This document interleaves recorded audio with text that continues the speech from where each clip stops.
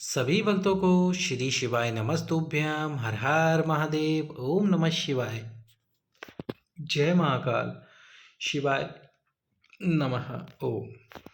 तो आज हम आपको बताने वाले हैं विवाह के लिए उपाय, इसके साथ में ही नौकरी के लिए उपाय, यदि आपकी कोई मनोकामना है उसके लिए उपाय, और यदि आप आपके वंश को बढ़ाना चाहते हैं, कई वर्षों से रुके हुए हैं, आपका वंश नहीं बढ़ रहा है, उसके लिए उपाय। इसके साथ में ही हम आपको पूज्य गुरु जी के वो उपाय बताएंगे जो गुरु जी ने अपनी पिछले वर्ष की कथाओं में बताए थे, किस प्रकार से करना है सोमवार की शिवरात्रि के दिन। और इसके साथ ही आपको जो सोमवार के दिन प्रदोष और शिवरात्रि 27 जनवरी को एक साथ पड़ रही है, इस दिन आपको कैसे करने हैं ये उपाय। तो चलिए वीडियो को शुरू करते हैं। सबसे पहले जो हम आपको उपाय बताएं, तो कैसे करना है नौकरी के लिए आपको ये उपाय। सबसे पहले जो उपाय बताने वाले हैं वो नौकरी के लिए है। सबसे पहले तो गुरुजी अपनी हर कथा में एक ही बात बोलते हैं, और वो यही कि मेहनत 4 गुनी करो, उसके बाद में उपाय करो। पहले मेहनत करो, यदि आपकी मेहनत सच्ची है, आपकी लगन सच्ची है और आप अच्छे से तैयारी करके प्रयास कर रहे हो, तो बाबा आपका साथ ज़रूर देंगे। बिना तैयारी के कोशिश ना करें, बाबा साथ नहीं देंगे। मेहनत 4 गुनी, 5 गुनी, 6 गुनी, 7 गुनी करो और फिर प्रयास करो। तो क्या करना है आपको, 3 चीज़ लेनी है। सोम शिवरात्रि के दिन, 3 सोमवार की शिवरात्रि आपको ये उपाय करना है, यानी कि 3 शिवरात्रि।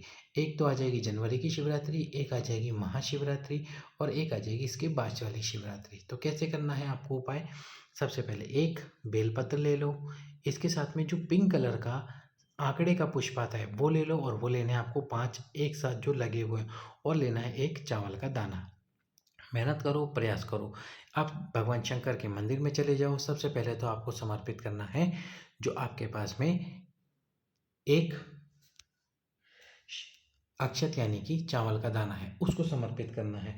सबसे पहले उस अक्षत और चावल के दाने को समर्पित करो, और समर्पित कहाँ पर करना है आपको, भगवान शंकर के शिवलिंग पे। शिवलिंग पे उस चावल के दाने को समर्पित कर दो, सबसे पहले वही समर्पित करना है।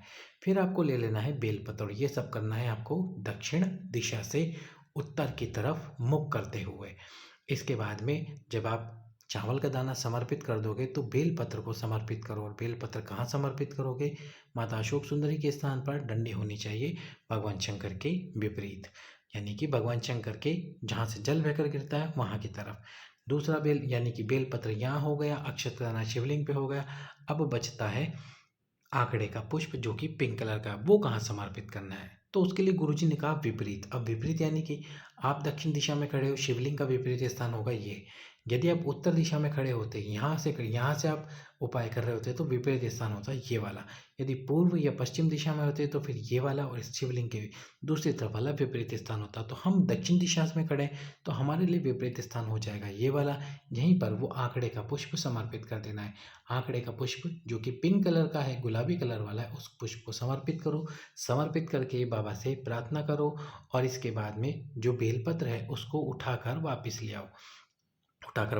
फिर अगली शिवरात्रि यानी महाशिवरात्रि के दिन जाना 26 फरवरी को, फिर उसके बाद वाली शिवरात्रि पे जाना। उपाय बिल्कुल ऐसे ही करना। 3 शिवरात्रि के 3 बेलपत्र लाकर आपके उस स्थान पर रख लेना जहाँ पर आप मेहनत करते हो, पढ़ाई करते हो, तैयारी करते हो।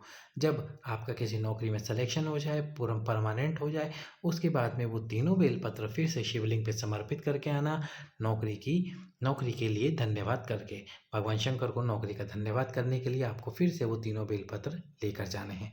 तो इस प्रकार करना आपको नौकरी के लिए, सर्विस के लिए उपाय। दूसरा जो उपाय आपको करना है वो करना है विवाह के लिए। विवाह के लिए भी आपको इसमें ज़रूरत आपको इन्हीं वस्तुओं की पड़ेगी, एक बेलपत्र, एक सफ़ेद आंकड़े का पुष्प, वो सफ़ेद आंकड़ा नहीं, क्षमा करना, पिंक आंकड़े का पुष्प, और एक आपको पड़ने वाला है बेलपत्र, चावल का दाना और पिंक आंकड़े वाला पुष्प, और ये भी आपको 5 की ज़रूरत पड़ेगी। अब ये आपको उपाय करना है प्रदोष के दिन, शिवरात्रि वाले दिन। जिस व्यक्ति का विवाह नहीं हो रहा, 30 वर्ष, 35 वर्ष, 40 वर्ष भी उम्र हो चुकी है और विवाह पक्का नहीं हो पा रहा, उनको क्या करना होगा, बेलपत्री के वृक्ष के नीचे जाना शिवरात्रि वाले दिन प्रदोष काल में। तीनों वस्तुओं, बेलपत्र, अक्षत का दाना, चावल का दाना, और उसके साथ ही जो आपके पास में पुष्प है आंकड़े के गुलाबी वाले, उन पुष्प को लेना, बेलपत्र को लेना, सब एक साथ समर्पित कर देना बेलपत्री के नीचे अब एक कलश जल लेना। अब इस जल से यहीं पर बेलपत्र के नीचे 5 बार जल समर्पित करना कलश से। कितनी बार? 5 बार। 5 बार में कलश का पूरा जल समाप्त कर देना। जिस व्यक्ति का विवाह नहीं हो रहा वही ये उपाय करे। फिर आपको क्या करना है, इस बेलपत्र की 7 परिक्रमाएँ करनी है। कितनी परिक्रमा? 7। 7 परिक्रमाएँ करनी है बेलपत्र की। बेलपत्र की 7 परिक्रमाएँ कीजिए। जब आप 7 परिक्रमाएँ पूर्ण कर लें तो जो बेलपत्र है आपके पास में उसको वहाँ से उठा लीजिए बेलपत्री के वृक्ष के नीचे से, और इस बेलपत्र को उठाकर अपने पास में पूजन वाले स्थान पर रख लीजिए। जहाँ आप आपके घर में पूजा करते हैं वहाँ पर रख लीजिए। 3 महीने इंतज़ार कीजिए, आपके विवाह के पक्का होने की खबर आपको ज़रूर मिलेगी। 3 महीने में आपका विवाह पक्का होगा। तो ये था दूसरा उपाय। अब हम चलते हैं तीसरे उपाय की तरफ।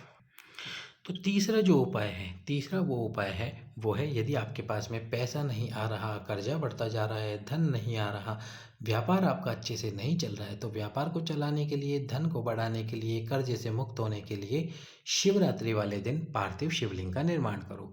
मिट्टी उठाकर केवल शिवलिंग बना लो। यदि आपके घर में गमला है तो वहीं पर मिट्टी उठा के शिवलिंग बना लो, और यदि आपके घर में गमला नहीं है, कोई वृक्ष लगा हुआ है, तो उस वृक्ष के नीचे की मिट्टी उठाकर शिवलिंग बना लो। ये होते हैं एकांतेश्वर महादेव। अब आपको इसके ऊपर कुछ वस्तुएं समर्पित करनी है। तो 5 अक्षत लेने हैं जो कि हल्दी में किए हो, यानी कि 5 पीले चावल के दाने ले लेने हैं। 5 पीले चावल के दाने लेने के साथ ही आपको लेना है 5 सफ़ेद पुष्प और 5 बेलपत्र। ये वस्तुएं आपको ले लेनी हैं। जो आपने बेलपत्र बनाया है उस पे पहले अभिषेक कीजिए जल से, दूध से, आप जैसे भी अभिषेक करना चाहते हैं अभिषेक कीजिए। अभिषेक करने के बाद में आपको सबसे पहले जो 5 पीले अक्षत है वो समर्पित करने हैं शिवलिंग के ऊपर। जो शिवलिंग का निर्माण आपने किया है उस पे 5 पीले अक्षत समर्पित करो। इसके बाद में आपको समर्पित करने हैं 5 पीले अक्षत के बाद में 5 सफ़ेद पुष्प जो है आपके पास में, 5 सफ़ेद पुष्प समर्पित करने। 5 सफ़ेद पुष्प समर्पित करने के बाद में करने हैं 5 बेलपत्र समर्पित। यदि आपका धंधा नहीं चल रहा, व्यापार नहीं चल रहा, पैसा आपके पास में आ नहीं रहा है, कर्ज बढ़ रहा है, तो उसके लिए बाबा से प्रार्थना करो, एकांतेश्वर महादेव का स्मरण करो। इसके बाद में जब आप सब कुछ समर्पित कर दो, फिर एक दीप प्रज्वलित करो। आपकी जो कामना है उसको बोलते हुए, जो भी आपकी कामना है उस कामना को बोलते हुए दीप को प्रज्वलित करो, प्रज्वलित कर दो। और जब दीप ठंडा हो जाए, जब दीप ठंडा हो जाए तो इस शिवलिंग का हमको विसर्जन करना है जल डालकर। विसर्जन करने से पहले आपको क्या करना है, एक चावल का दाना, एक बेलपत्र और एक श्वेत पुष्प शिवलिंग पे से उठा लेना है और अपने पास में रख लेना है। जिस व्यक्ति को कर्ज बढ़ रहा है, पैसा नहीं आ रहा, उसको अपने पास में रख लेना है और इसके बाद में उस शिवलिंग का विसर्जन कर देना है। शिवलिंग का विसर्जन कर दीजिए। शिवलिंग का विसर्जन कर दीजिए। विसर्जन करके बाबा से प्रार्थना कीजिए, आपकी जो भी जीवन में तकलीफ चल रही होगी धन की समस्या को लेकर, वह अवश्य ही समाप्त हो जाएगी। अब हम आपको बताते हैं मनोकामना पूर्ति उपाय। मनोकामना पूर्ति शिवरात्रि के दिन आपको कैसे पूर्ण करवानी है। तो आप सभी जानते हो, गुरु जी ने अपनी कथा में बताया था एक विशेष स्थान। यदि अभी तक आपने हमारी वीडियो को लाइक नहीं किया है तो वीडियो को लाइक करके चैनल सब्सक्राइब कर दो, वीडियो शेयर कर दो। जो भी व्यक्ति पहली बार हमारी आवाज़ सुन रहा है, वीडियो देख रहा है, वीडियो को लाइक करके चैनल शेयर कर दो। तो ये जो स्थान गुरुजी ने बताया, ये बताया था विशेष स्थान, और इस दिन आपको विशेष उपाय करना होगा। जब आप पूरी पूजा कर लें, आपको लगे कि आप शिव मंदिर से बाहर निकलने वाले हैं, उससे पहले केवल और केवल 1 मिनट पहले जो भी व्यक्ति उपाय करने गए हैं या जल चढ़ाने गए हैं शिवरात्रि वाले दिन, आपका जो हाथ है उस हाथ को आपको यहाँ पर रखना है। जो आपका सीधा हाथ है उस हाथ को यहाँ पर रखना है। यहाँ पर रख के आपके मन में जो बात है, जो भी आपकी कामना है, जो आप विषम परिस्थितियों में फंसे हो, कोई पैसा नहीं आ रहा, धन है, दुख तकलीफ चल रही है जीवन में, कोई इच्छा है या कोई ऐसी बात है जो आप किसी को नहीं बताना चाहते, केवल शिव जी को बोलना चाहते हो और चाहते हो कि ये बात आपकी पूर्ण हो जाए, तो यहाँ पर हाथ रखना। अपना हाथ रख के जो आपके मन में बात है उस बात को बोल देना। हाथ माता शोक सुंदरी पे मत रखना, इस जगह पे रखना। इस जगह पे आपका हाथ रखना सीधा वाला। आपका जो पाम है, यानी कि जो आपकी हथेली है, जो पाम है, वो यहाँ पर आनी चाहिए। अपनी कामना बोलकर बस बाबा से बोलकर आ जाना चुपचाप, और ये कामना किसी को भी मत बताना। जब तक पूरी ना हो जाए तब तक इस कामना को किसी को बोलना मत। बाबा से प्रार्थना करके आना। शिवरात्रि वाले दिन आपकी जो कामना है वह अगली शिवरात्रि से पहले पूर्ण होगी। अब अंतिम उपाय, यदि आप वंश बढ़ाना चाहते हो तो एक सफ़ेद पुष्प सोम शिवरात्रि के दिन तुमरुकेश्वर महादेव का 5 बार नाम लो और श्री शिवाय नमस्तुभ्यम मंत्र को 5 बार बोलो। दोनों को 5-5 बार बोलकर उस सफ़ेद पुष्प को समर्पित कर दो। बाबा भोलेनाथ के शिवलिंग पे आपकी वंश वृद्धि की कामना शीघ्र ही पूर्ण हो जाएगी। सभी भक्तों को श्री शिवाय नमस्तु